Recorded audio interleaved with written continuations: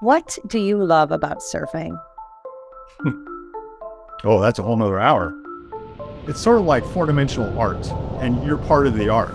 I think humans are all desperate for connection to other people, to life around us. And when you get on a wave, you are at a deep physical level connected to something outside of yourself.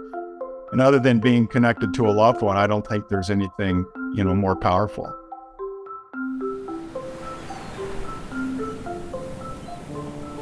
In 2010, I just was starting to feel not right. And I started to notice fatigue. And I would wake up tired. I would feel my heart pounding in my chest at night, even though I wasn't tense or anxious. And it went from having some little symptoms to where I could only stay awake at 4 o'clock in the afternoon working in my office.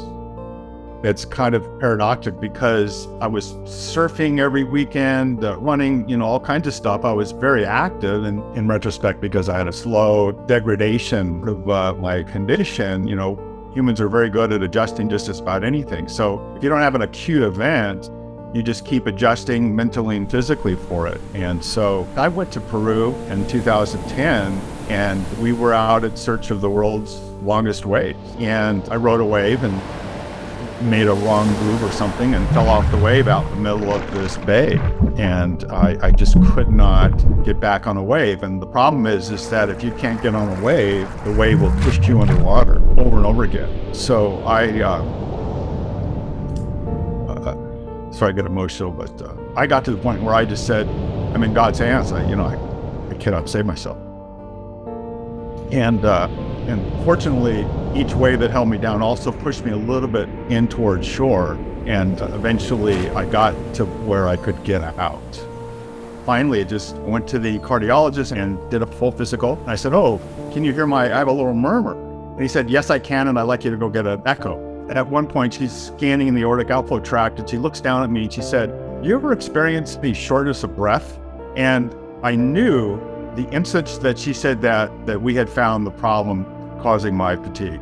And that echo, she explained, showed that I had indeed aortic valve insufficiency. I went to the cardiologist after she read the echo a couple days later, and he said, your wife and me, we're sitting here, our hearts are pumping 4 liters of blood per minute through our body. Tom is pumping 8. And so once he said this, you could not get me into surgery fast enough. I think I was in surgery 1 month after that conversation.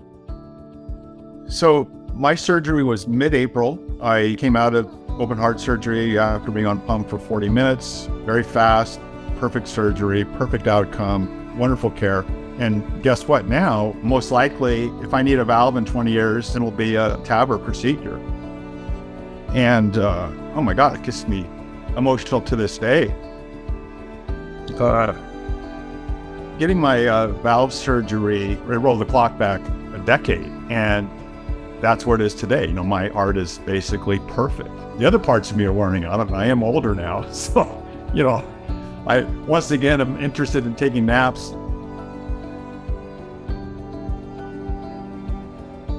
How would you say valve replacement surgery has changed your life?